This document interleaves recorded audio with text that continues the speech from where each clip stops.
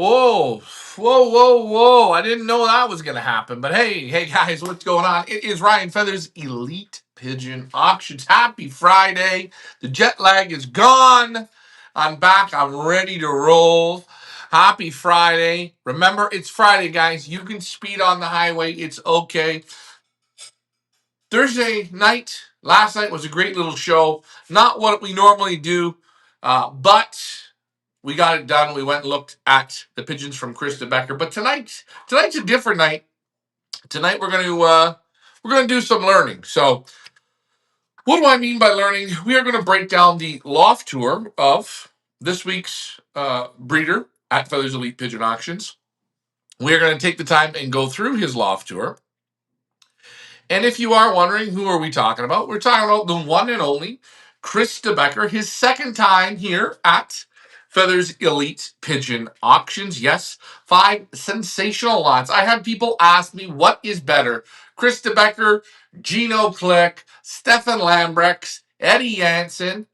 Guys, they're all right there. 1, and they're all A's. The trade paint uh, depends sometimes how the wind goes, depends on the Flanders or in Antwerp, who's going to be doing the winning. Again, it all depends, but this man's pigeons are that good. So, for this next little bit, I want you to sit back, I want you to relax, and I want you to enjoy the loft tour of Chris Debacker's. This is about a year old, so for me, I can't remember. I remember, but do you know what I mean by remember? I never watch anything that I really do, except for the last 2 weeks we've started doing this. So we're going to go through and look at this loft tour, and let's see what we can learn. Uh, yeah, look at this here.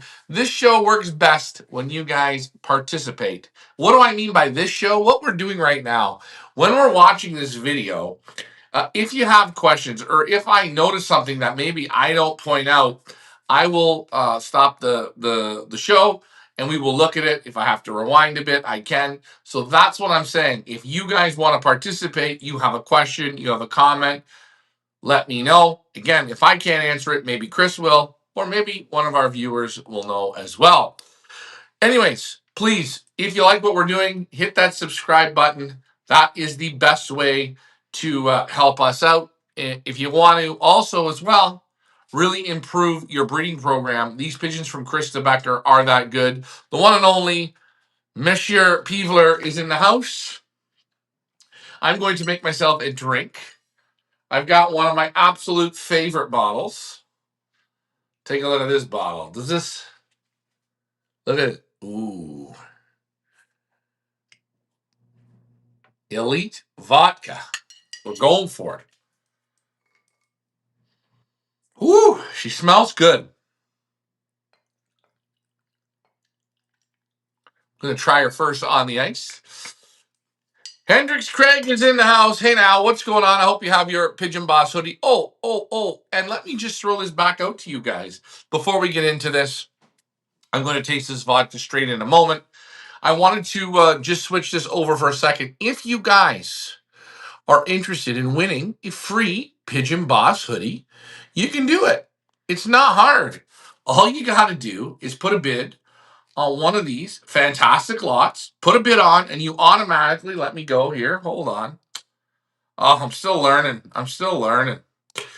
You will learn that by placing a bid, you enter into, let's scroll down right here. See here where my mouse is? The Wheel of Fun. So if you place a bid on any of the Chris Debacker pigeons online, you don't have to win the bid, but it says right here, place one bid, and at the end of the Chris Debacker auction, we will spin the Wheel of Fun where someone is going to win a Pigeon Boss hoodie. It says Eat, Sleep, Race. It comes in different colors. You can also buy this on our website as well. That's up to you guys. So just before we start, let's just break it down here. Lot number 1, currently at a steal at 550 Canadian dollars. Beautiful blue hen. Lot number 2, another blue checker, gorgeous hen. This is a very special one. Lot 2 and 3, very, very exclusive, special pigeons. You have to figure out why, because it says granddaughter and it says direct child on the 2 and the 3. Do your homework on that one. But lot number 2 is at 650 Canadian dollars. Then we've got lot number 3. Is this the pick of the sale? I don't know. But Jeffrey at 1325. Lot number 4, what a dynamite hen. The first 4 are all hens, 825 Canadian dollars. And the only cock in the sale, Diego 28, the final Little Indian, the last one. He is currently sitting at 1,025 Canadian dollars. You can buy them. These pigeons are in Europe. We ship worldwide. And if you're in the UK and you want to give these guys a try, Chris Debacker a try, you're not going to go wrong. Let's get to the comments before we get in here and see if there are any. John T got his Pigeon Boss sweater. I sent him. I don't know if he did. I wasn't sure. And aloha, Ryan. Good evening. Hey, Milton, how are you? Good evening, Ryan. Good evening, good evening, good evening. So are you guys ready for this? Have you guys taken the time to watch the video? Good afternoon, Mr. Hendo Henderson. I'm going to try the Elite Vodka Straight.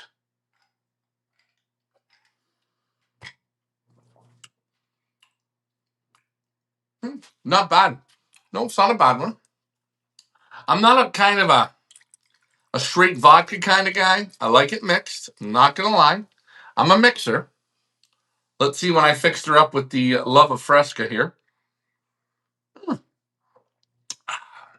I like the fizz. I like that little bit of lemony lime taste. Bam, it's good. Okay, let's see who watched this. Have you guys watched this? Let me know if you have. Come on, guys. I need you guys to post your comments. Get off your, sit on your asses. Get your phones out and start typing away. And Craig, let Johnny T, know that we said hi. We got to get a picture of him in his Pigeon Boss hoodie. I think we should start the show. I'm going to wait till somebody posts in the comments.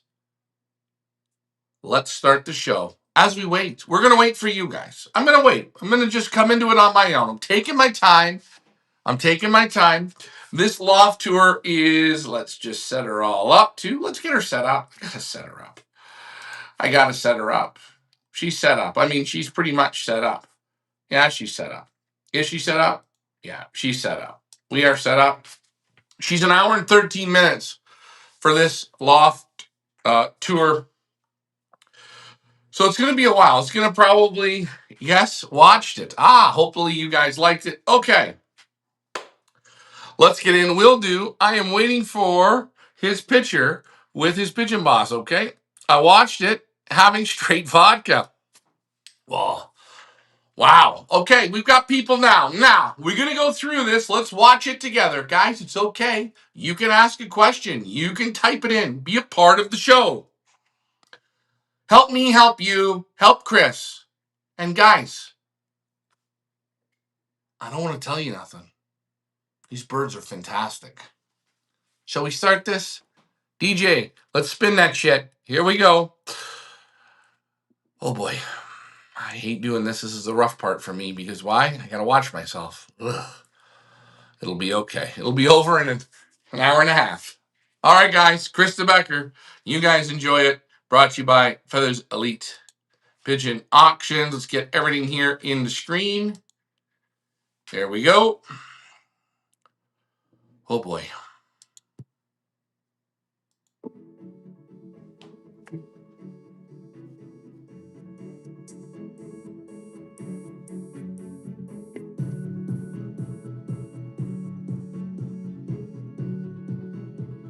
This is always the worst part for me. I hate the starts. I gotta work on my starts. Look at this loft. Woo-hoo.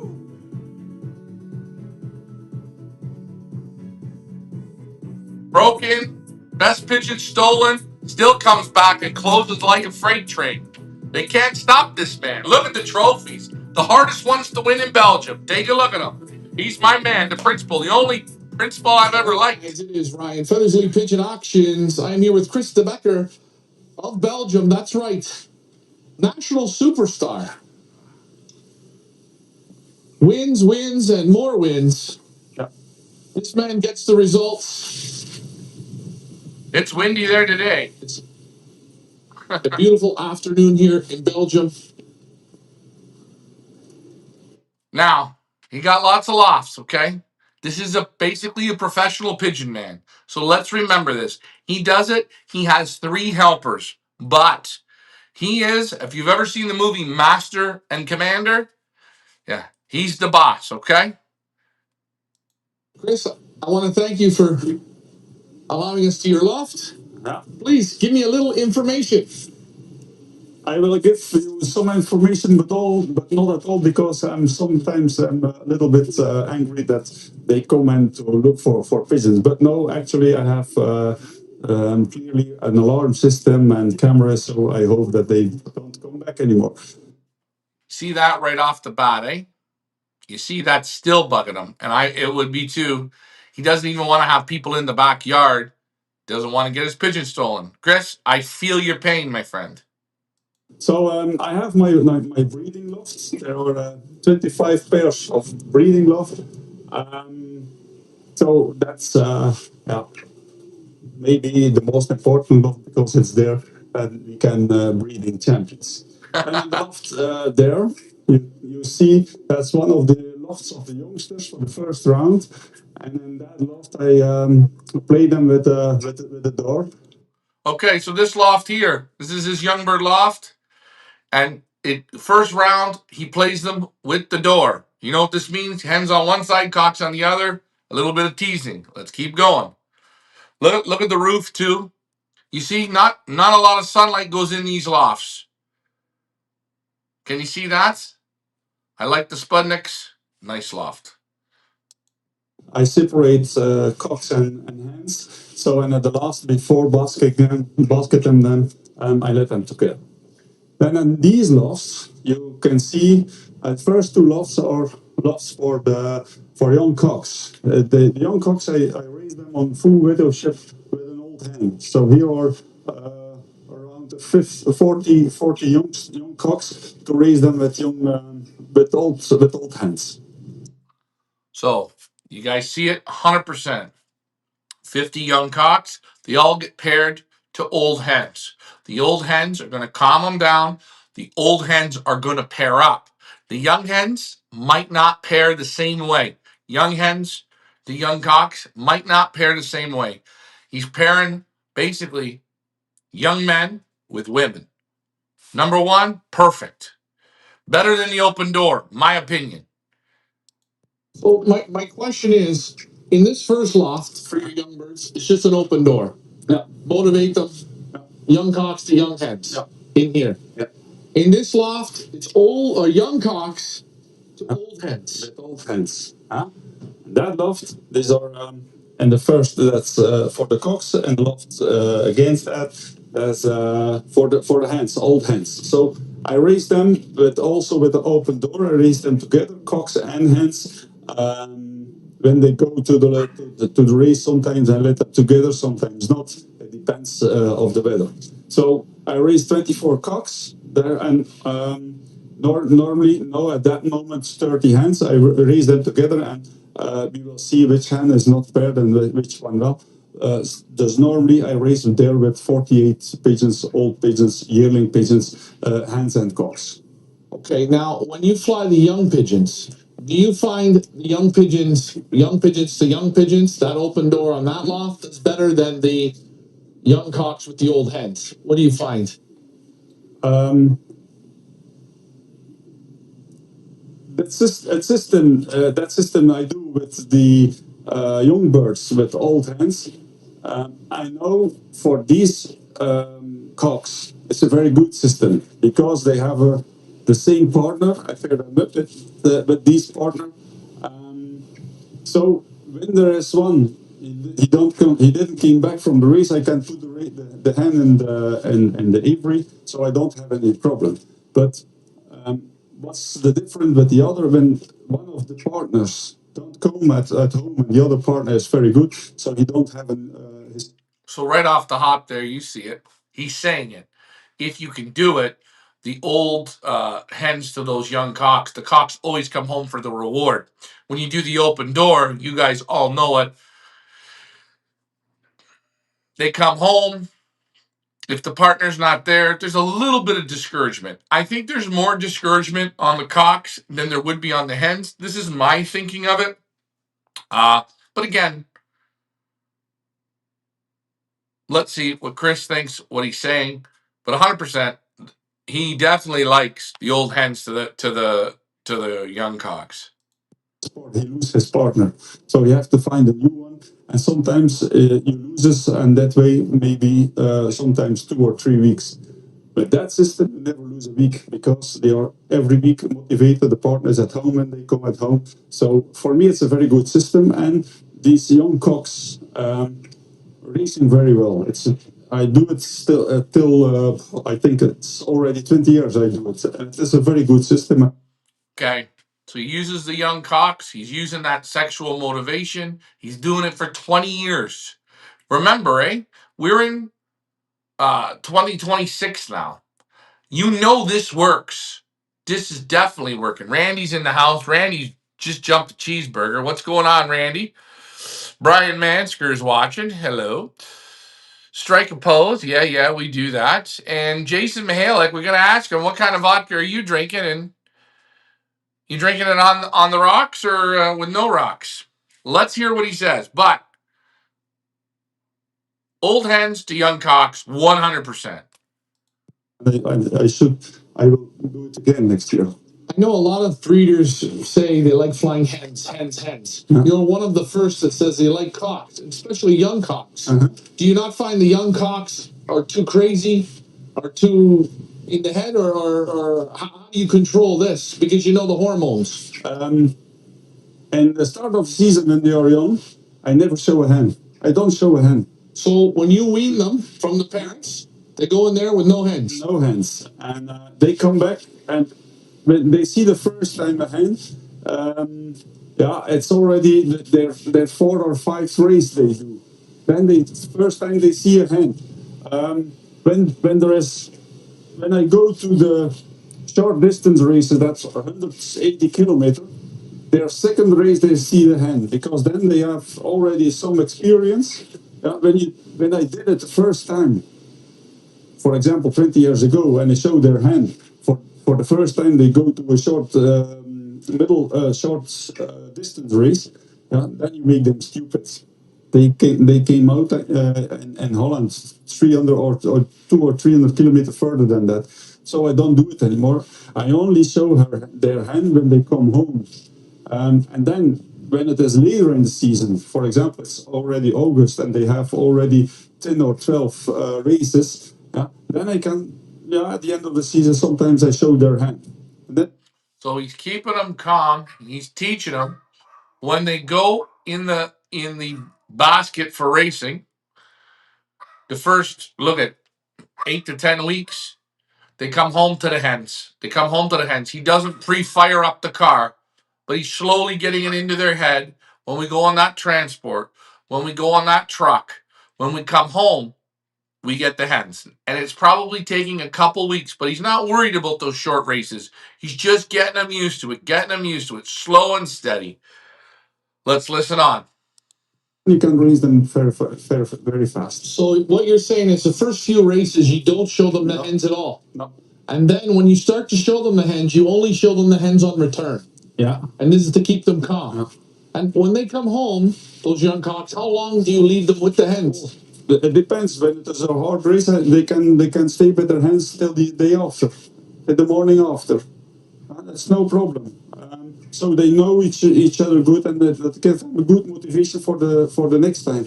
And when I have the time and the weather is good during the week, sometimes I bring them away for the 40 kilometers during the week. Then they come home against with her hand.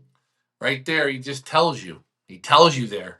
I put them in the basket in the midweek for a training flight, drive them with the car 40 kilometers. The hens will be there waiting. When they go in the basket, the hens will be there waiting. Go in the basket, hens waiting. It's a brainwash, it's a technique, and they slowly get that. Okay? Slowly they get it. And if you guys wonder, well, hard race, easy race, how long? You'll feel it in the loft. You'll feel, hey, everybody's home in the first hour or hour and a half. Let's give them half the day, take them away. You judge it. If there's any bit of stress, a tougher race, a slower race, you leave them the hens longer. You choose. But think how you feel the pigeons worked. If it's very easy, hey, short and sweet, just a quick visit with your girlfriend, take them away. Let's keep watching. They can stay together for 1 or 2 hours, and then the day after I basket them. So there is also an extra motivation to come at home. And I will do it again because.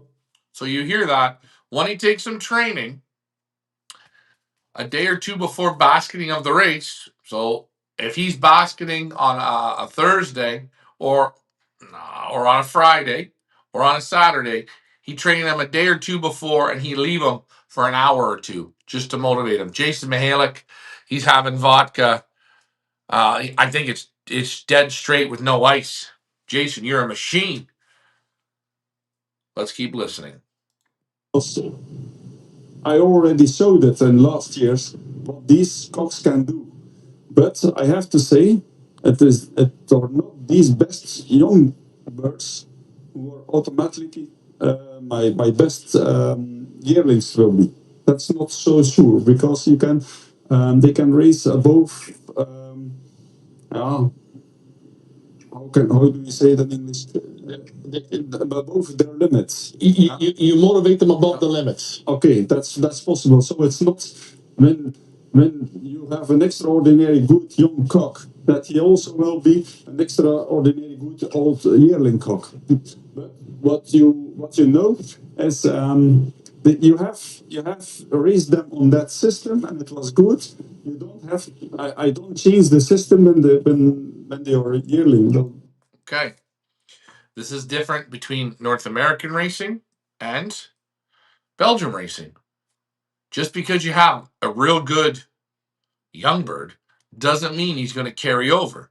But do you see what he does? He puts that time in with those young cocks to learn that system. Boom, boom, boom, the whole way. The next year's yearlings, he puts those cocks to the same system. They've had a whole season of experience. They are completely understanding widowhood, 100%. If my man Derek Walsh was watching from Ireland, that's what he would say. He's taught them low and slow. Not worried at the beginning. Teach them, teach them, teach them. When they will be yearling, I use the same system. So the cocks that fly over here, you fly them on the same system again. And as yearling, yeah. Okay, and the other cocks that maybe come out of that loft, are they on the same system as well? They go on the same system with the open door. Open door. So if that loft's on open door, when they're yearlings, they'll be on open door. And these guys over here, they follow the same system. No. When there are not cells enough, I can change the system. I know. I already saw it. It's not because they had that system as young bird. When you change it as yearling, they can race also very very well. Okay, so is it safe to? So I'm going to figure out what I ask him here. But he will change it, but he doesn't. If he has to make an adjustment, he will. Let's keep listening. Say that a lot of people that say the cocks aren't as good. The cocks, man, hens are better. Hens are better. Hens are better. You think this might be a mistake some people make? They dismiss the cocks. No, no, or yes. Last year I had a very good season, but in that last year, most of my cocks were better than the hens. Huh? Last year in 2024, my two best pigeons were two hens. Huh? So it depends. I think you have amazing good cocks. You have very good hens. It depends on the pigeon, I think. But you don't just focus on cocks. No. You don't just focus on hens. You're looking for the good pigeons. No. Now, what do you do with the young hens? The young hens are together. Normally, in the start, a lot of my young hens go to another loft. a fancier who is racing only with hens, and he brings me some of his cocks to my loft. So normally I raced only cocks. My friend, he was only racing hens. But last year, since 2009, I think, 2010, I also race with hens. But I don't have so much hens as cocks. I have more cocks than hens. But I like to race hens also, and it's also they give me also very good results. So for me, it's the same. It's the Hens, same. cocks. You're looking for the good pigeons. And yeah, I'm looking for the best pigeon for food pigeons. And with A little bit rare, not rare, but he is more cocks heavy loft. It's a good thing. If you want real good cocks, this guy, he has good cocks. you're selecting, so when you raise your youngsters, you wean them, do you go through them by hand and pick out the ugly ones and get rid of them? Or what's your selection? How are you making your It's selection? very short answer. It's the basket. The basket is the best selection. There you guys have it. Eh? He doesn't handle them, he handles them, but he's telling you basket. It's very simple. There's no other way. But let's listen to how he does it. But I have also to say, the best pigeon of Belgium last year on the long distance, he was born in 2021. As youngster, he gave me only 2 prizes, but it were 2 very top prizes on very hard races. It was for me a very beautiful pigeon, and I keep him, and I put him also in the system with open door loft. As yearling, he was amazing, but at one race during the season, he was in a very bad race, and I let him for the rest of the season calm. Then last year I started him again, and I put this pigeon on the long distance, so he was best pigeon of Belgium at the last. So my opinion is a little bit changed. Therefore, I thought I keep only my best youngsters for old pigeon or yearling. But no, when I see a youngster who gave me maybe at the end of the season only 3 prizes, but it are 3 very top prizes, for me, I will keep him as yearling. Because I saw already when you keep such a pigeon, and you keep also a pigeon who give, for example, you have 15 races, and you give me 15 prizes in the middle of the results, as yearling, it will be the same. But the other one who gives you 3 very top prizes, as yearling, he can be much. So you see it. He's looking for top prizes. He would rather have a pigeon score 3 times top on a tough races or top prizes or 2 times top than a pigeon that's consistent prize winner but never striking the top. Also, he's probably going to say he's also probably had pigeons that strike the top and continually score points. That's even better. Let's keep going. Better than the other one because he already showed you that he can make very top prices. So for me, it's more important as youngster know at that moment that he shows me I can be there in the top of the results. I can give you a top result better than one youngster who gave me 15 prizes in the middle of the result list. So basically, what you're saying is you're looking for pigeons to stand out. A good consistent pigeon is great. Yes, great. But that one pigeon that has 1 or 2 exceptional races, watch out for this one. Yeah. Carry him over. Don't put him to the side. No. So that's basically you let the basket do the culling. No. I know we went through pigeons, and I kind of like how you put it.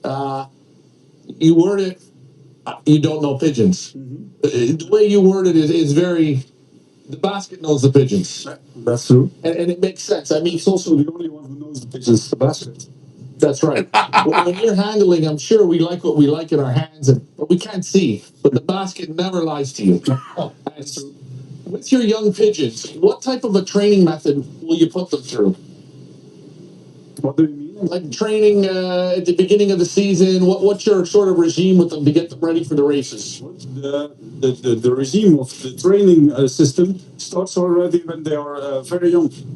So I let them know the region. So everything is very calm. They can only sit on that roof, not on another roof. And when they are old enough, I'm start training. Training with a flag, and the first time they have to go all in the sky. Then I put the flag away. The day after, I do it again, but for 2 minutes. They have to fly 2 minutes, and then the day after, I building up till 1 hour.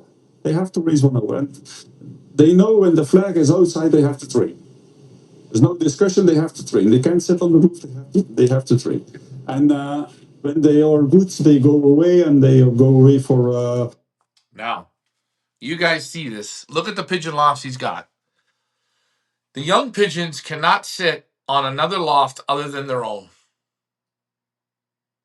You see that? He is strict. 1.5 an hour. Then I start training. I bring them back for the first time 2 kilometers, 4 kilometers, 6, 8, 10, and so further. And I bring them a lot of times. I think against 15 and 20 times before they go the first time for the short distance racing at 75 kilometers. So they go. Yeah. Step by step. Now, you say at the beginning you only allow the pigeons that are in this loft here to only sit on this roof. All my pigeons can sit only on this roof and that roof. That's it. That's it. They can't sit. No. Can they sit on that roof? No. So if they do, you Forbidden. forbidden. You see also the thing against Yeah. above the roof. No, they can't sit there. Because when they come home and then one is there and one is there, one is there, they can sit over. No, not on this Avery, not on this Avery. They can't sit there. Forbidden. Forbidden for them. Only on that roof and that roof. Okay. Now, if you have a pigeon, because I'm going to have people ask me, well, Chris, what happens to the beautiful blue bar pied hen that refuses to listen, goes and sits on the roof? What do you do to fix it? How do you fix the problem? No food. No food. No. It's not difficult. No food. When they have to enter the loft, they have maximum 1 minute. When you're not in the loft, I'm sorry, there is no food. They have to listen.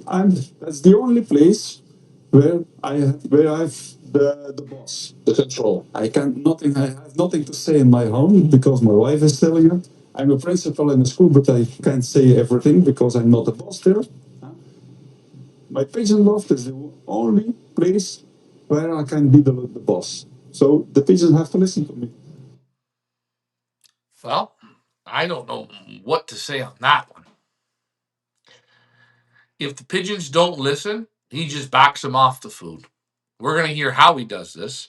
But you see how strict and ruthless? It's not a hard decision. He didn't even say he would eliminate the beautiful pied hen.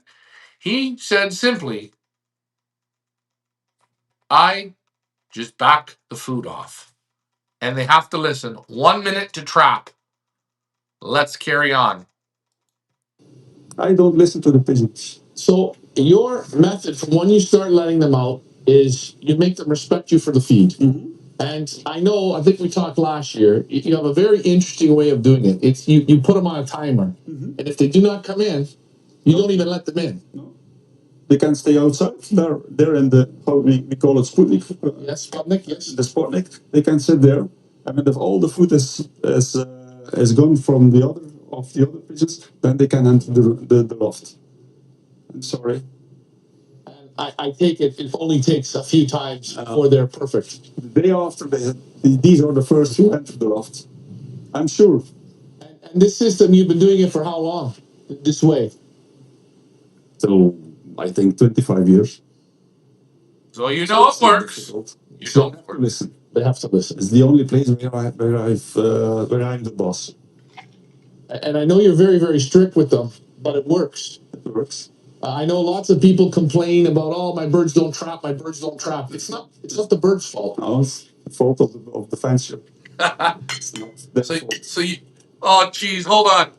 Chris basically just kicks you all in the nuts. So you can't say to Chris, "Oh, my pigeon sat on the roof for 60 seconds or a minute." When you say that to Chris, you lose he loses respect for you. You're blaming the pigeon when it's your fault. So, Chris, we talk about how you loft train them, loft exercise them. You start with the flag 1 minute, and then the next day you go up to 2 minutes. It goes on and on and on. You do the loft flying, you do the training in the car. When the racing starts with the young pigeons, Yeah. when they start to go to the short races, do you still road train with the car, or what's the system for that? Yes, I do it some, not every week. It depends if I have the time or not. But when the pigeons didn't came back at Sunday on a good way, there was a difficult race, for example. So I'm sure I bring them back during the week once or two times because it's better for their motivation. They come with a group to their loft, and I think it's better for them. He doesn't mean he means motivation, yeah. But what he's meaning is if they have a tough race and he sees they struggled or it wasn't so easy, he takes them one or two times the next week out in the car so they come as a group as a weapon. They build back the confidence and that motivation, everything. He's building it back up. He doesn't want them to go discouraged. Give them also the good experience, not the bad experience. Yeah. You mean good experience? You mean, for people that don't understand, when you take them 40 kilometers training, they all come in a group. They come within half an hour to 40 minutes. The hens are all inside. Everyone comes in. It's a positive. It's a reassurance of this is what's going on. It gives them a good feeling, I think. No discouragement. No. It's all positive. Now, Now, exactly what we just said. is there a certain type of feeding you play with them? Yeah. Magic feed? Yeah. No, not magic feed. It's not magic. It's because it's. I give them the youngsters food of Van Robice, number 49, with probiotica. I It's using the Revolution mix number 49.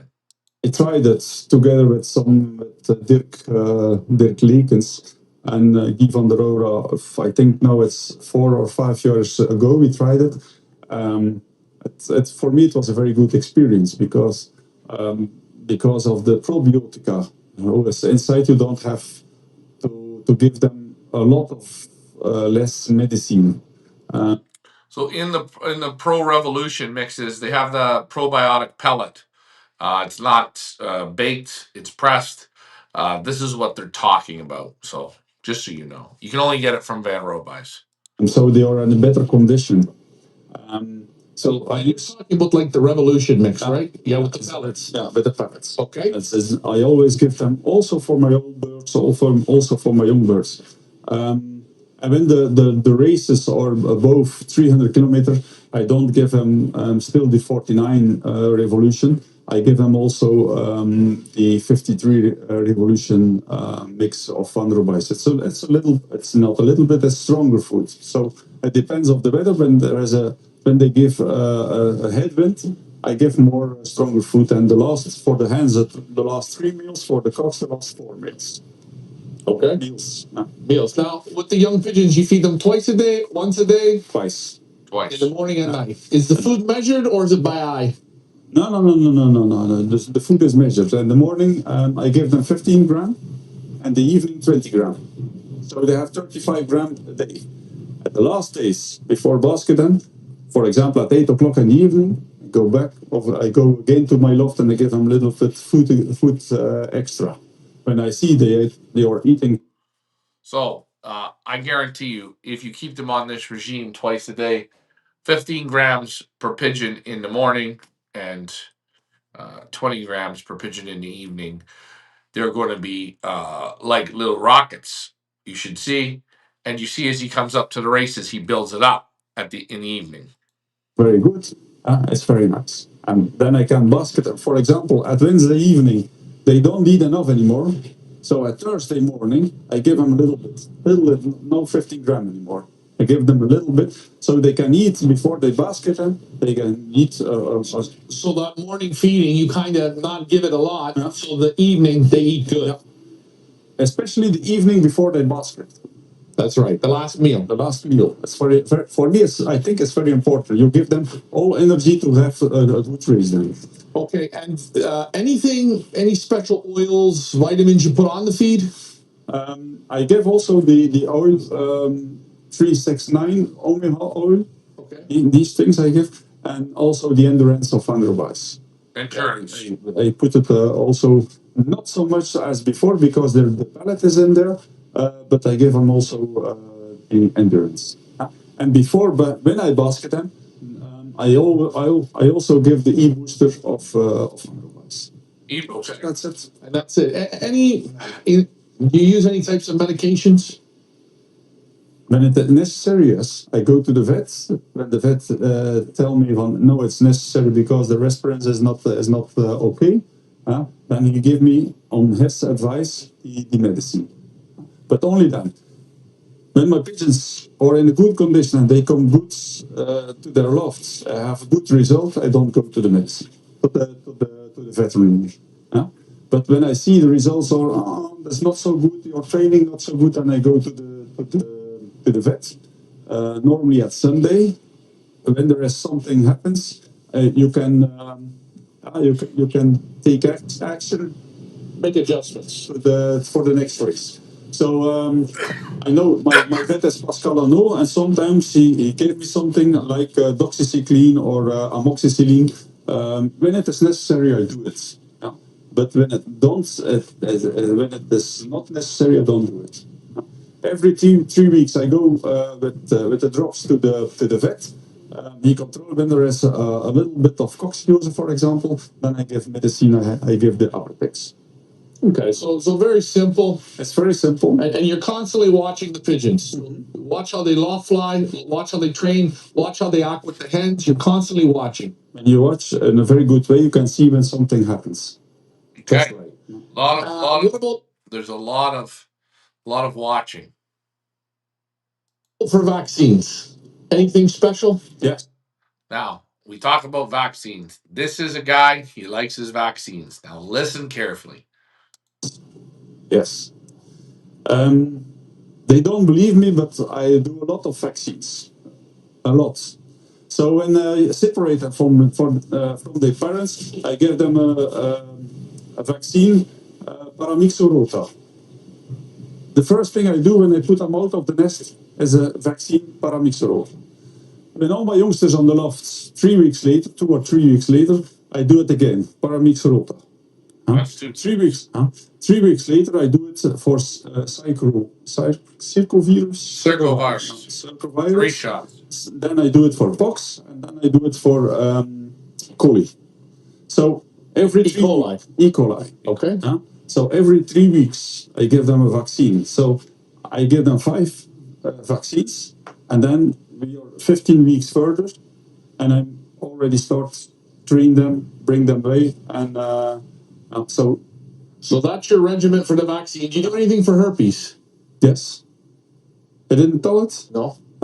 At the last one. Okay. E. coli. E. coli. Herpes. Okay. That is also, but then I start racing again. Not again. I was starting racing. I give them also a vaccine, herpes.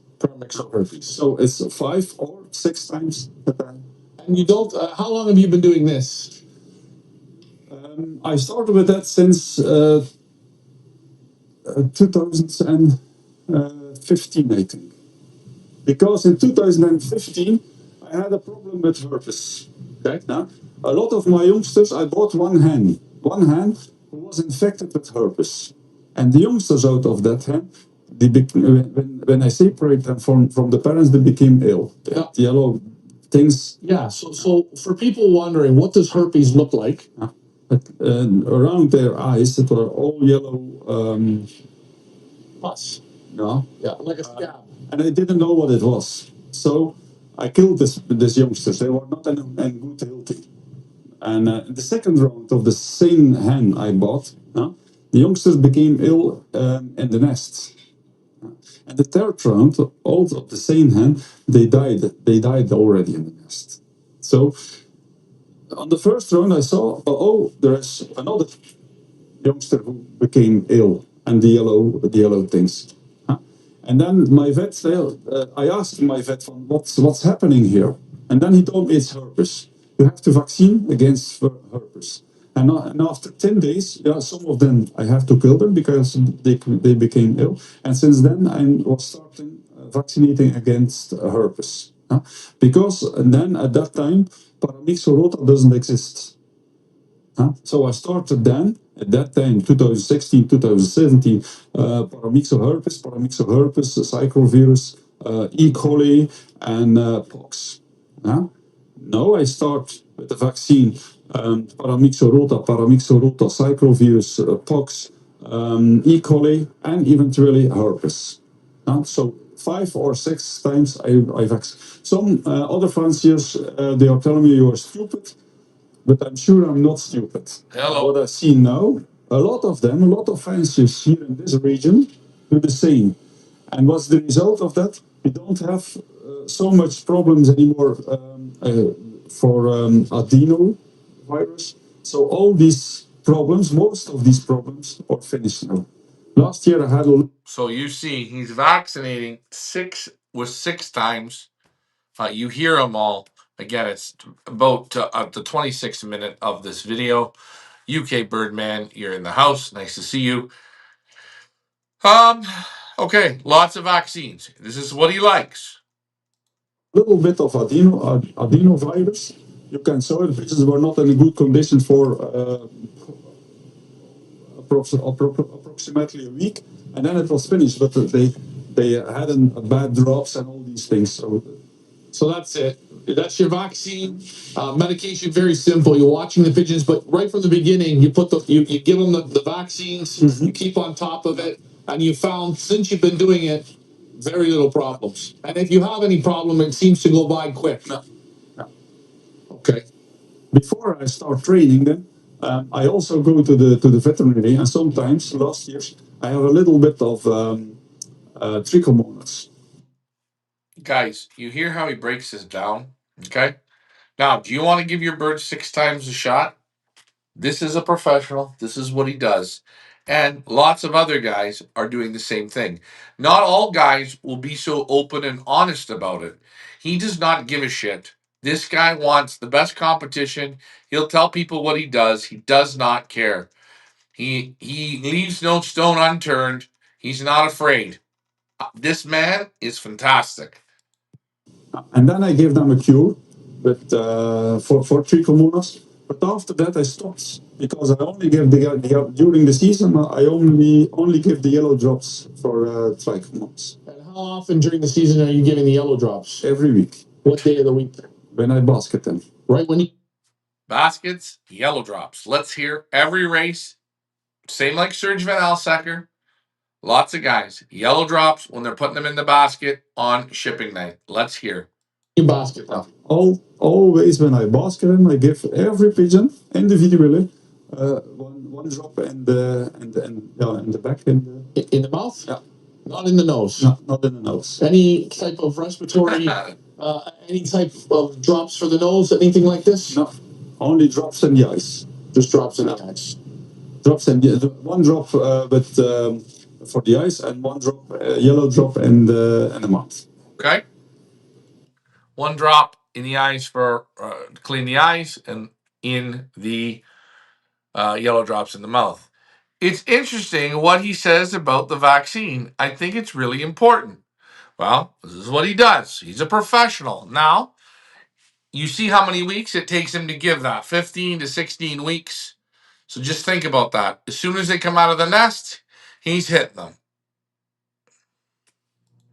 Okay. Yeah. So very simple. Always follow the same routine. Yeah, but you have to work on it because when you basket 100 youngsters, it's a lot of work to do it. Yeah. You get a lot of stained fingers. Normally your fingers are yellow, and you can't lie about it because you come in the club and this everyone can see it. You have yellow fingers. Oh, super! Thank you, Chris. Here, guys, we are here with Chris Debacker, and we are in front of his Widowhood loft. Correct? Yeah, that's correct. We went in for lunch. the loft of the Widowhood cocks? And so the loft of the Widowhood cocks on classical Widowhood ship. There are 36 pigeons in that loft. Hen stays at home. I don't raise them. So when the cocks comes at home, their hen is still in the loft, is waiting for their cocks. The hens always stay. They're always waiting for the Huh. cocks. And the cocks here with these Widowhood cocks, what's their sort of schedule like from the beginning of the season? So when are you going to pair these cocks up to these hens? Okay, now at that moment we are today 7th of or 8th of December. So now they are together. I put them together this week. At Tuesday it was 4th of December. Now they are 3 days together, so they can breed one round of youngsters now at that moment. At the end of half January, I separate them from the youngsters. Also, the hens go in the aviary, and the cocks go also in the aviary for 2 months. Then the loft is total empty. I can clean the loft total and so on. And in beginning of March, I bring them back to the loft. So very different system. Puts the birds together. There you see, first part of December. You're going to put them down on eggs and babies. He keeps everything on a real regimen here. So when he separates the babies out, 25 days, he takes the hens and the cocks out of this loft. He doesn't even leave the cocks in the loft, takes the cocks out, puts them in the aviary for 2 months and lets them wait. Let's hear more. And after 2 or 3 weeks, around the 20th of March, I let them together for 4 or 5 days, and then I can start racing. They don't breed anymore, and in the end of March. So these cocks are with the hens now. You're going to let them go down. They're going to have one round. They're going to have 2 youngsters. No problem. No. And the pairs stay together Yeah. for until what? The cock starts to drive. Yeah. Then you pull the hens away. And you then leave the cock. Let the cocks finish. Yeah. The hens go into a separate aviary. Then you take the cocks. Now, this is my question. Why don't you leave the cocks just in the boxes? Because then at that moment it's dark when I leave, when I go to work, and it's also dark when I come back at home. So the guys who are helping me, they should give them too much food, so they become too fat. So I put them in the aviary, and I give them they can give them only the food I will give them, only 25 grams a day. So they are a little bit skinny when they come out of the aviary. So they are not too fat, and I can start racing directly. That's the reason, and also for the work. It's for these 2 months. It's a lot of less work. So I can then at that moment youngsters are in the loft, and I can more go to the youngsters, and these cocks are in the aviary. So when the cocks are in the aviary, they don't get let out. No. They just stay in there. 25 grams of feed, a light mix. Yeah, light mix. Or maybe it's still a fairly good mix, but it's not a lot. You lower the amount they're getting. It's a light mix. It's number 16 from Vanderbies also. It's for winter and rest. A winter and rest mix. Only 25 grams. So it's more than enough to stay in the aviary. They don't have to race. They don't have to train. So they are only sitting there. Okay. And when you're giving them the 25 grams, are you dividing it up to basically 12 and a half in the morning, 12 and a half in the evening? Yeah. Twice a day feed. Mhm. Anything in the water? The normal things. During the weekend, I have the aviary. So you see that, eh? He backs them right off. 12 and a half in the morning, 12 and a half in the evening. He's not asking them to fly, but he's bringing the weight off, keeping the weight off. So when he moves them back into the race loft, he doesn't have to take time. He's using that time to bring it off. They've already had a round in there, so they understand what's going on. And then when he puts them back into the loft, what does he do? They're feeling in already good shape because they're not overweight. He puts the hens in for 4 or 5 days. This fires them up even more. Chris, you're a smart man. Rest from Renfried and 2 or 3 days Naturaline from Natural, and then the other 2 or 3 days are the heel balance from Vanderbies. Okay. Good product. That's for the guts. Then you're going to bring them back into the loft. You let them pair back up with the hens. 5-6 days, maybe a week. Let's say a week in total, No, right? max a week. Max a week. Max a week. And you take the hens away, and then they start going out and flying. Correct? No. I bring them to the lofts. They can start training. When they are training very, very well, I bring them already 4 or 10 kilometers away. And 3 or 5 days before the first short distance race, I give them their hands. For example, at Monday evening. And then I train them very well during the week. I bring them back away for 20-25 kilometer, and then at Friday evening I basket them for their first short distance race. And at Saturday they come back, the hen is still there, and then on Sunday I separate them, and then they are on Widowhood. Okay, Chris. So, just a question. I just want to, before we go in the law, when you have the hen, okay, so the hens are in the aviary, cocks are in the aviary. You bring the cocks back into this loft. As soon as you bring them back, you start letting them out, or do you give them the hens for a week? No, I don't give the hens for a week. I let them out. Still let them out, let them play. They can start training. Okay. And after the first days they don't train so much. But after a week, then it goes up and up and up. And after 3 weeks, then they start training already for 1 hour. So yeah, within 2 weeks, those birds get going.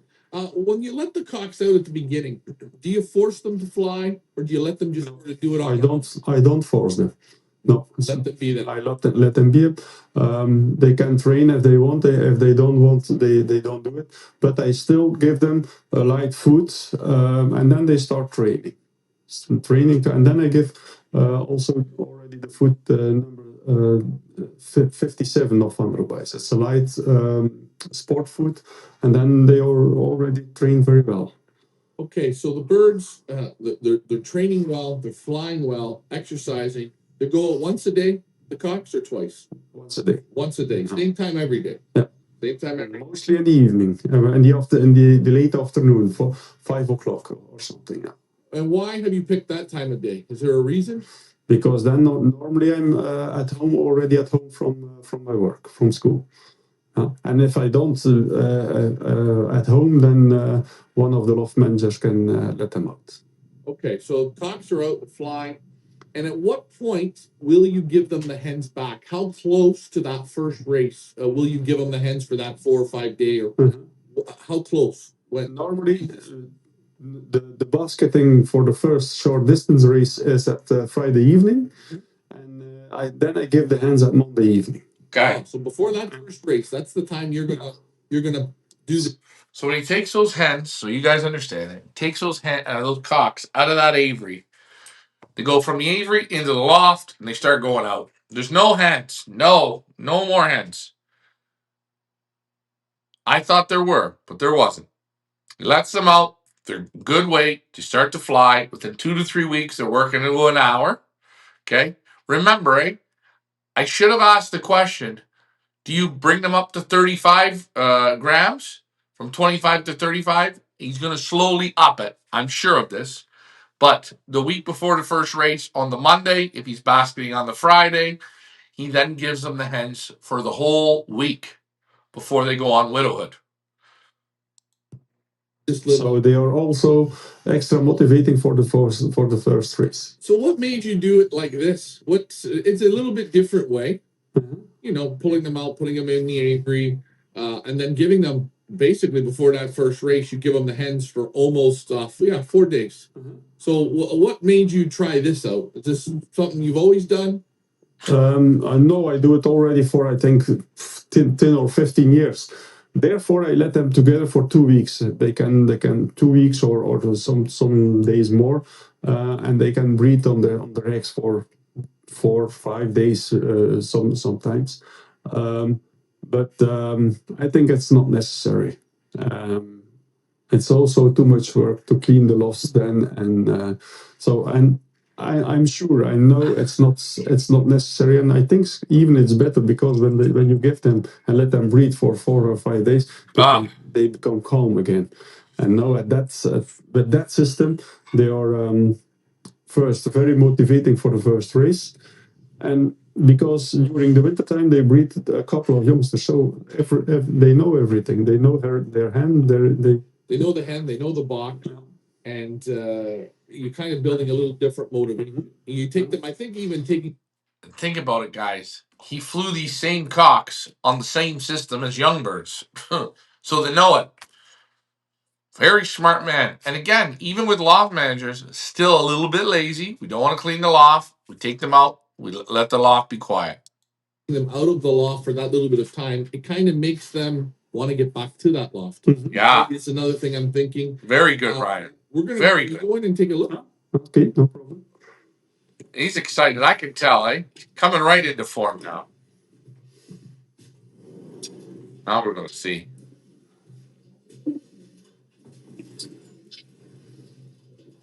I said they are now together for 4 days. Every cock has hand. They didn't choose their hand from themselves. I give them all their hand. So you always select the hens. Yeah. And you'll fly the youngsters. Look at the droppings. I feed them also individually in the boxes, and in there are also only the grid in On the floor. In the trough here. Yeah.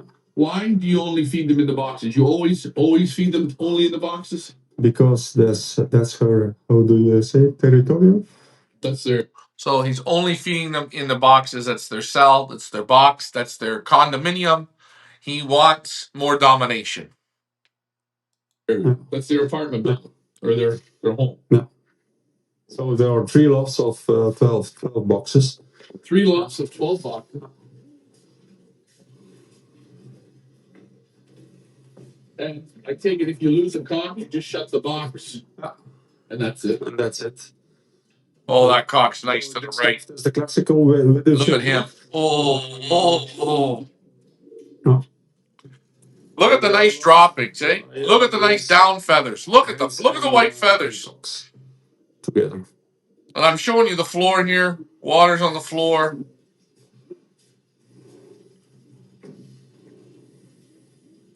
And any tricks that you play throughout the season with these cocks?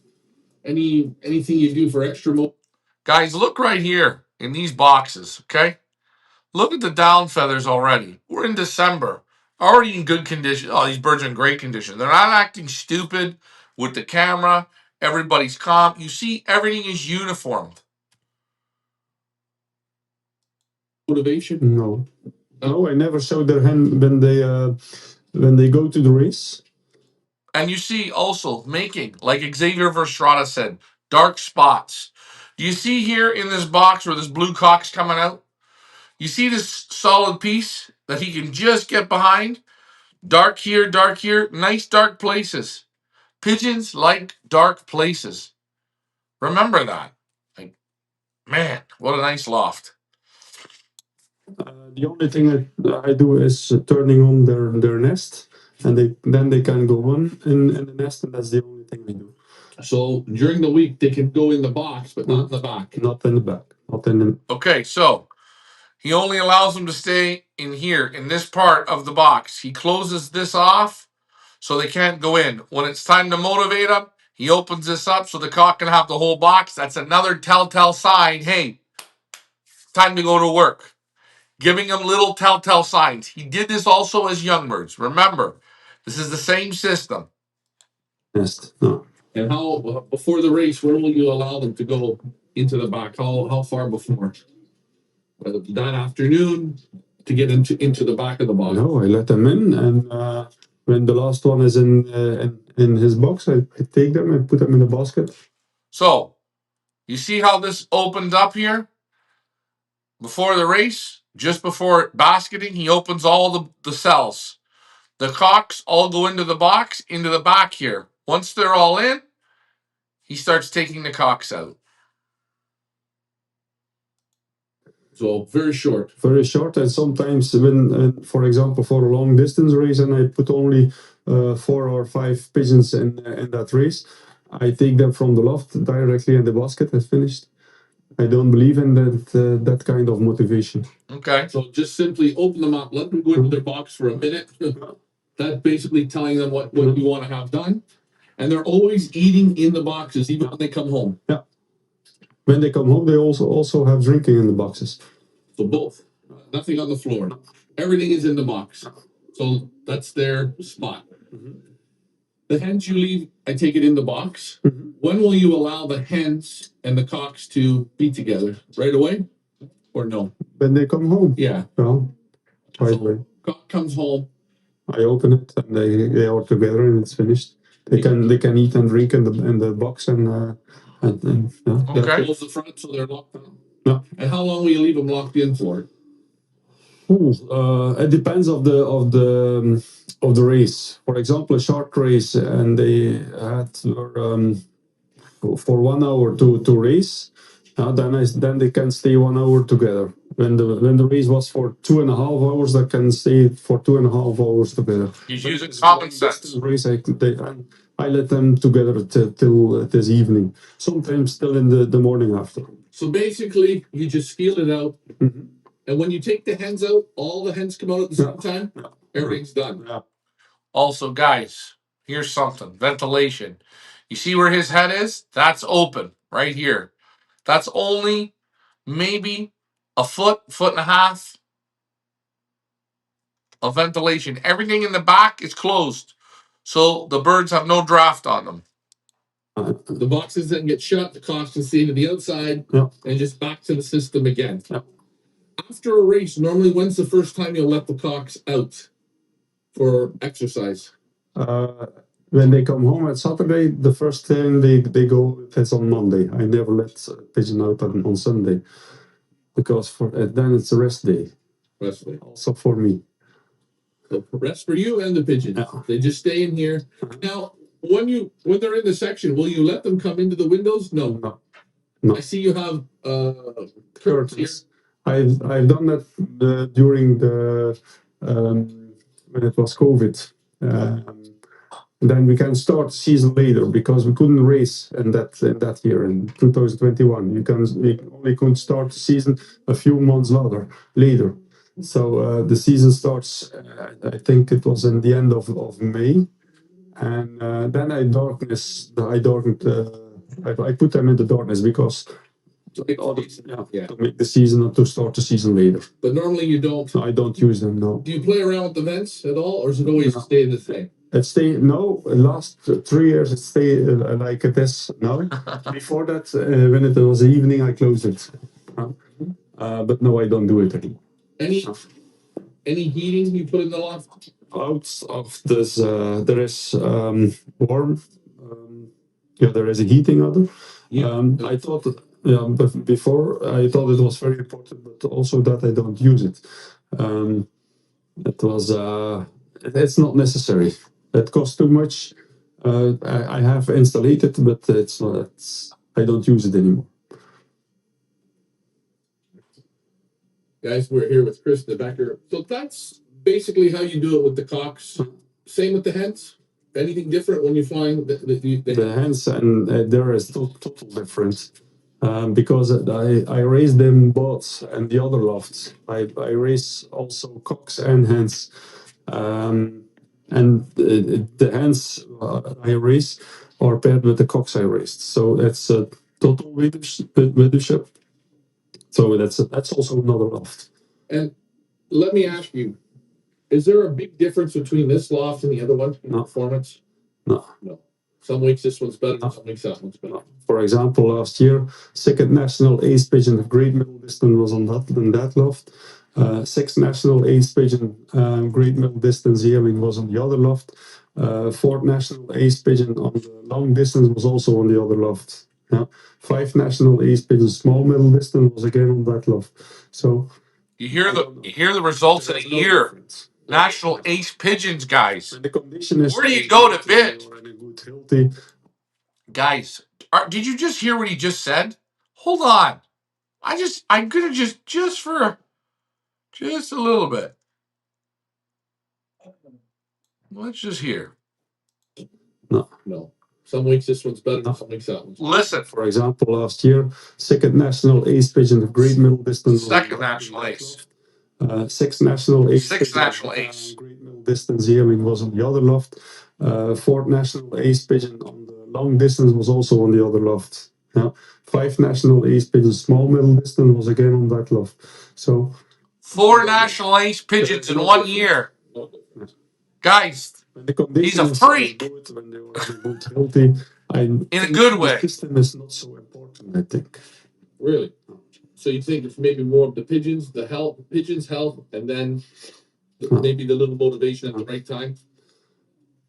Also from the, in the past, I believe very much in motivation. But one of my biggest examples was Hold on. he said, I don't know anything about motivation. And now I believe him because before that, I showed the hands to the cocks when they go in the basket. And the results were good, but the results are also very good now, and I don't show them. I think sometimes we make too much work for it. So you say sometimes people maybe overdo it, a little more simple. Yeah. Now, just a couple more questions. When you're starting and you have the cocks and you start to go through the races, do you come in the loft during the day, or is everything basically on a schedule? I don't enter the loft during the day. No. Never bothered. No. I'm enter the loft when in the morning. I let them out. I let them training. When they are out, I clean the loft. I give them food. I give them fresh drink. Everything is okay. They enter. The doors are closed. Windows are closed. It's finished. And I only come back in the late afternoon. Normally at 6 o'clock in the afternoon, they can train again. And then same thing, cleaning the loft, give them fresh water, food, and then it's finished. So into the season, they're getting fresh water twice a day in their boxes. No, the water is during when they come. Only when they come at home is there is water in the boxes. So only watering them in the boxes. He doesn't go in the loft and bother the pigeons, okay? He's leaving the pigeons to rest. It's key that they rest. Don't bring your friends over. Don't go in and look. Don't go see what the cocks are doing. Stay away, okay? Okay. Yeah, during the week it's in the, how do you call it? In the drinker on the floor. Yeah. So that you do not come in through the day. No. And is that a rule? You don't want to bother them? No, maybe it's also not so important, but I think the widowers are better in a rest league. They can. And one more question: when you are doing this with these cocks, is there something that tells you when they're really good? Like do you see something in them where you say, this is going to be a good week for them? Some little tells that they give you that maybe people haven't noticed, but you see. It depends. I think it's more individually. For example, the second national ace pigeon, I knew when he was in a very good condition, you can see it. His kind of his manner of training when he was outside. He was the boss of the Sputnik, and you can see it. Sometimes you have to look at the pigeons. For example, I have one when he's sitting on one place on the roof. That's his place. And the other are training, and he is sitting there, and when the other come back, and then he is training alone. You have to see it. Watch the pigeons. Study. On the roof, and then they don't train. It's not good. They have to train. And they have to train on themselves, not with a flag or something. So these cocks, no flagging. You like to see them do their own thing, and you're watching for characteristics. Watching for a pigeon to stand out, tell you, "Hey, boss, I'm ready to go." They can tell you everything. As long as you're willing to listen. But you have to see it, you have to listen. Thank you. I told you, this guy's incredible. Speaking here with Chris Debacker on pigeons that show you. So, what did you just say to me? We almost missed it, but guys, you're going to get this one. So this guy is one of my very best racers. He always telling me when he is good or when he is not good. Yeah. When he is sitting on one place on the roof, then I can say, well, it's okay. And when the other or training, he is sitting there. When the other come down, then he is training alone. He's training all alone. Oh, I've handled him. He's gone, and then he comes out all alone. You can see it. He is telling you. It's one of my very best races. It's simple. It's because you watch them. You put the. I understand. I understand that. You understand that. He understands me. And when the cocks are flying, are you something you're looking for even when they're flying? Do you like when they're all together tight as a group, or do you like when the cocks are all by themselves, acting a little bit? When they go open and they don't race, they don't train in a group. But when you see two there, 3 on the other side, and 5 on the other side, and then they come together and then they go out again, and that's very good. And I like it. When they land on the roof for a second and then one or 2 seconds, and then they are gone again. Oh, he's and you just like Sarah Lambricks. And you focus and you look at the pigeons. Now, with these cocks, do you play with them at all? No. No bothering them, no play fighting with them? No. Especially some of them they are fighting with me, but I'm not coming especially to the loft to fight with them. I don't have the time for it. Normally I should do it. If you have You should. Okay. But when he's retired, he will. When you play fight with a cock, how, for maybe some people who don't know, how do you do it? What's the game you play? I can show it. I have one who will do it with me. Yeah, the question is, will he do it with the camera? No, I'm sure he will do it. Okay. Look at the play fighting. Look at this, guys. He's really showing it to you. I'm going to put the camera on this side of you.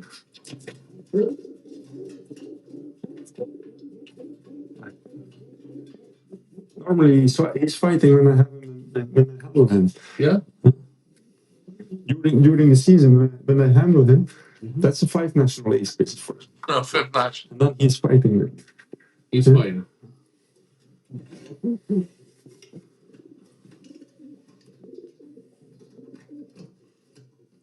You don't do it now. Right. Oh yeah, there. I see him. He's a little nervous. Just a little bit of motivation for.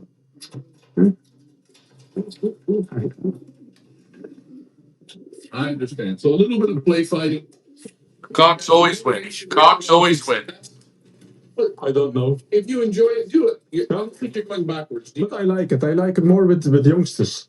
I do it with youngsters. They have to fight with me. Hey guys, we're gonna get into the young bird loft here in a moment. I'm Ryan. That's Chris. Thank you. Hey guys, we're with Chris here. We're gonna go into his young bird section with the young cock. Now, obviously, there won't be young birds in here now. No, it's cleaned during the winter time. It's cleaned. I have to fix it all again.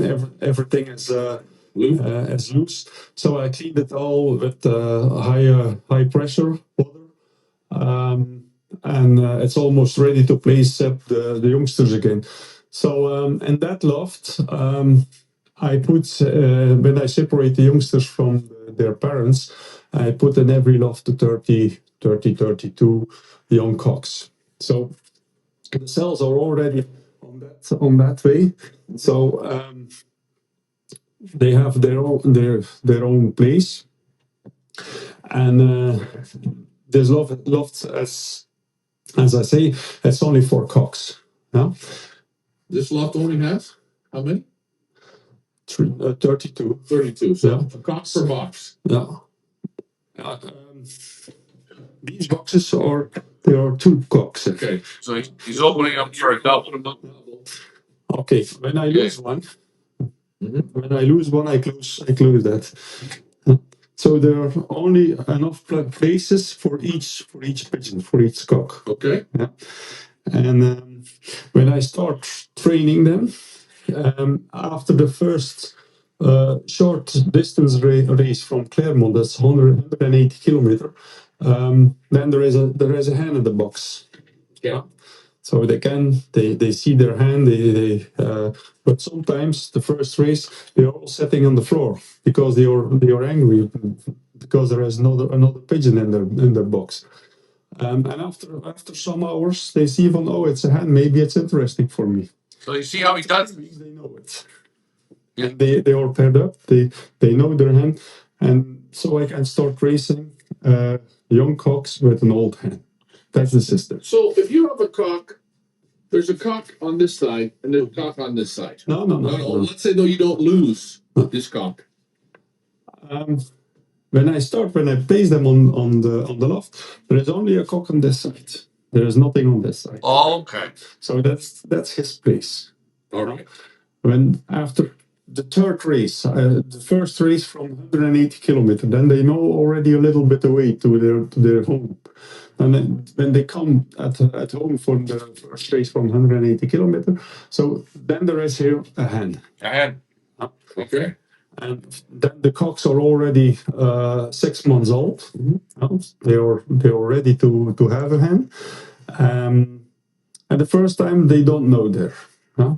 And I let them together at that way. I let them together till the day after. So they'll sit beside the hen, not locked in. No, she's not locked in. So she's locked in here, but the cock is not locked in. So the cock can sit beside her, talk to her. What? Then at Monday, I put the hen back in the aviary, and the week after, I basket them again, the cocks. And when they come home, the hen is back in their cell. And then when they are 1 or 2 hours at home, when I have them, I let them together, so they can learn each other. They can learn. Okay. Okay. Some of them at the end of the day, 30%, 35%, 50% is already a pair, is a couple. Mm-hmm. So I let them together till the evening, and then I separate them. Taking his time. Third time they go to a race from 180 kilometers. Again, the hen is again at home, but some of them they already know. There is something at home. They knew it, and after the third time, mostly all of these young cocks are paired with old hen. With their hen, with the old hen. Mm-hmm. And then you can start short middle distance races. And after 3 or 4 weeks, that system, they know it, and then you can race with them. So that's for young cocks. It's a special motivation, and it is very good. And he's saying after about 4 or 5 weeks, 6 weeks of this, they understand it. That's when they start to become deadly. After the third, fourth time, I give them their nests. It's again an extra motivation. But I never show a hen before they go to the race. No. In the beginning, and in the 4, 5, 6, 7, 8 races, I don't do it. At the end of the season, after 9, 10 races, sometimes I show their hen. It's again an extra motivation for them. He keeps building up the motivation. So you're constantly, what I feel that you're doing is you're constantly building up that mountain, slowly going up the mountain. Yeah. Right from the beginning, right towards the nationals, towards the end. It's constantly giving them a little bit more rope, a little bit more rope, a little bit more rope. And this system's been working for you this way with these young cocks. And they do very well on it. Great system. I notice here on the floor you have a little, looks like a motivational box. No. That's cell 21. Let me ask you. There are 20 cells, but 1 or 2 years ago I had more cocks, so I put an extra cell in it. That's all. Cell 20. If you get a cockbird, let's say, and he wants to corner in the floor, he just loves the floor. It's no problem for me. Will you put a little teepee up for him? You give him his spot? No. So it does not bother you. You'll just close the box off, and this is where he is. That's no problem for me. So very quite simple. Motivation, and question: you use old hens for this, correct? Yeah. Have you tried it with young hens? Not the same. Yeah, I tried it. I did it also with young hens till 10 years ago. Then I raised my young cocks with old hens and my young hens with old cocks. But now I have more pigeons. So in the past I only had, for example, 60 youngsters. Then I had, and during the season, max 20 cocks with 20 old hens, and then I also had 20 hens with the old cocks, and that was the amount of youngsters. But now I have more youngsters, and I don't use that system anymore. I will use it again when I'm retired. in the near future. I know. Just like the pigeons building up the mountain, you're still building towards up that mountain. I'm sure there's still things you want to try in pigeons. And these youngsters, these young cocks, how many times a day do they get to go out and fly? Only once in the morning. In the morning. I also before that I did it twice, but then in summer I think it's 4 or 5 years ago. It was very hot. It was too hot to train pigeons in the afternoon, and the results were the same. So I don't do it anymore. I let them train only in the morning for 1 hour. They train also almost 1 hour. So it's enough. It's not necessary to let them train 2 times. If you let these young cocks out and they want to fly for an hour, hour and a half, 2 hours, they really want to go and play. Do you let them do what they want, or at 1 hour do you start calling them down? Mm-hmm. Normally, I'm calling them down after 1 hour. For me, I think it's enough. But sometimes they are still training, and it's not they don't come. But normally they come. He likes them around an hour. Around an hour. That's the basic system. Do you feed these young cocks in the boxes as well? No, always on the floor. Always on the floor. We're down to the last 10 minutes, guys. Do you feed them in a feeder or by hand? No, their feeder is ready when they come in. So when I call them, the feed is on the floor. When they don't come in, they don't have feed. And we talked about that before. You're on a pretty tight ship, so they learn it. And I'm pretty sure by the time you get into the hens and you get 6 weeks in with these young pigeons, they know it. Like they know the recess bell. You got 2 minutes to come in, or you're done. That's finished, and they know it. They know it very well. They don't play with me. I play with them. Oh, he's strict. You guys hear it? Chris's unique style of playing works, gets great results on a national level. Super flyer, very, very good. And you keep it very simple but strict. And I like this. And as you say, the pigeons don't play with you. You play with the pigeons. Thank you, Chris. Thank you. Hey guys, Brian for the Sleep Pigeon Auction with Chris Debacker here, and we are in the breeding loft. Yeah, that's the breeding loft now. I put their eggs under the feeding couples, so they can start for the second time now. Most of them, some of them are still on their eggs because I don't have enough feeding couples. Yeah, that's the system. I have bulls are off the ground. Of breeders. Take a look. Bulls are dry underneath. They can. They are possibility now. They start breeding above. When I ring the youngsters, I place the nest under, and I place a new nest above so they can start again. Very, very good system. Easy. It's easy. That's with the transport bands. Sometimes it happens. And I feed them outside in the aviary. They have drink and feed outside. Now, why is everything in the aviary? Why not on the floor? Because then most of the drops are outside. I don't have to clean the. Okay. Bull perches. Look at these cocks. Look at this. You do it. For people wondering, everything goes outside, so very clean. And that's all they want to eat all the time out here. Yeah. Always feed. Yeah. Anything that you're putting, especially in the water at this time of year? No. During the weekends, it's just like the other pigeons. They have avidres in the water 2 or 3 times naturaline and 2 or 3 times healed balance of anaerobies in the water. And so all good gut bacteria. That are racing. Your young birds, your yearlings, 2-year-olds, cocks, hens. How do they get a spot in the breeding loft? Is there certain things you're looking for?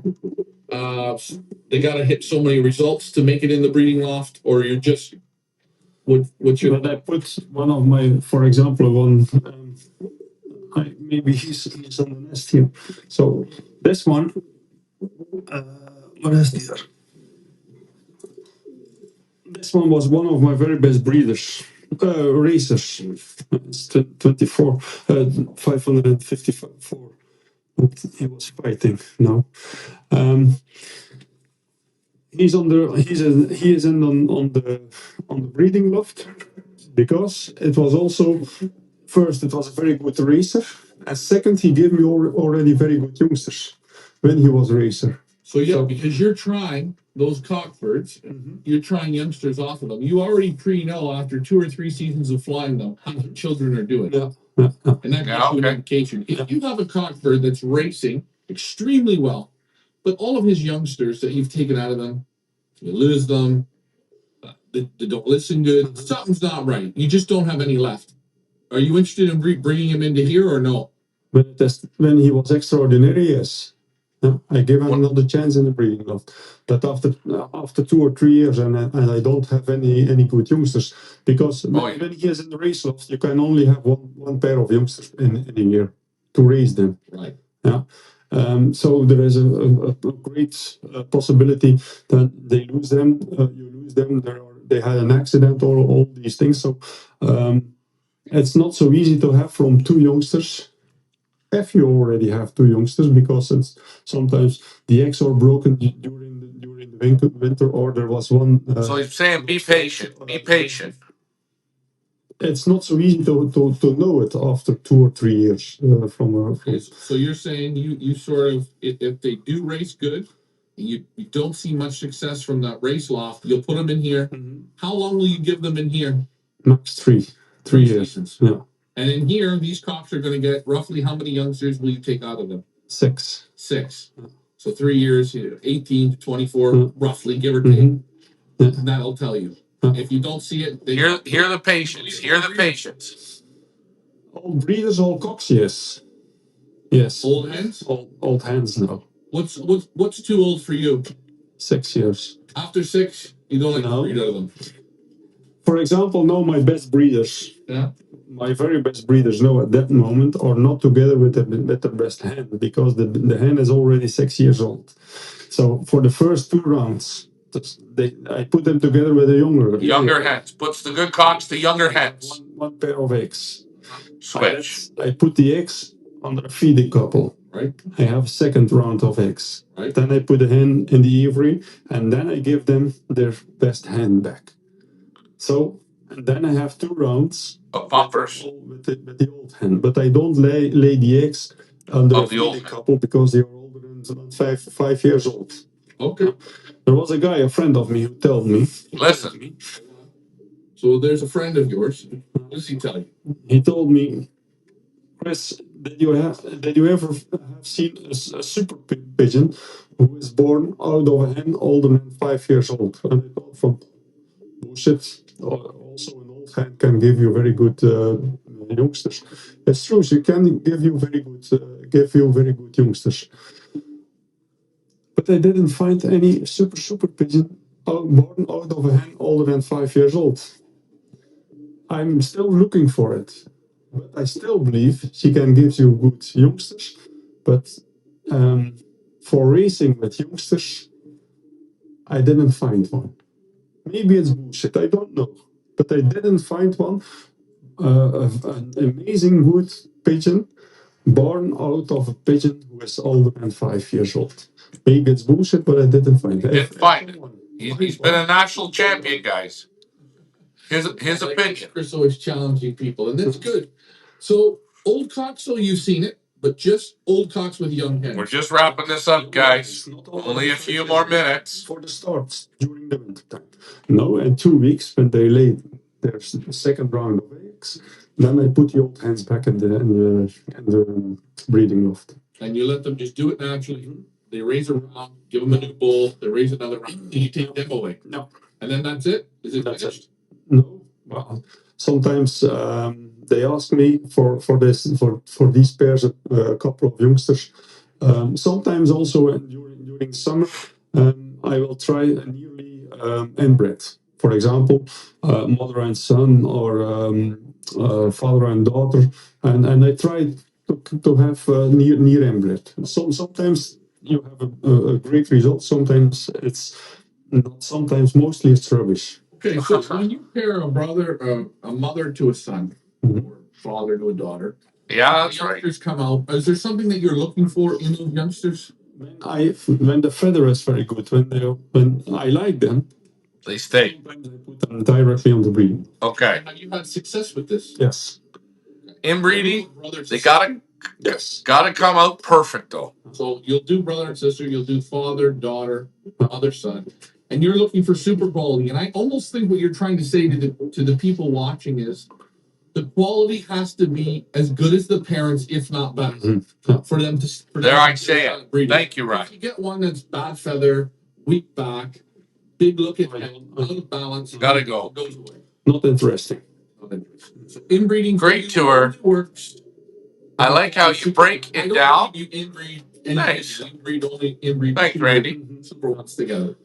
When I have a super hen who gave me more than one very good racer, then for me it's important to put her together with one of these best racers. Right. And from this result you can read further on. When it is a good result, when you have a very beautiful pigeon, but sometimes it's mostly rubbish you have. You have to be patient when inbreeding. He's telling you inbreeding is not the best. Doesn't turn out right. No. Be careful with the inbreeding.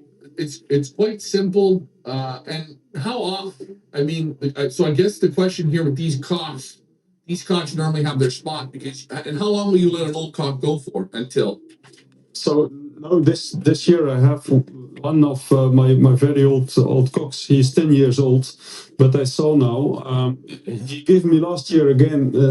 It was the 12th national ace pigeon.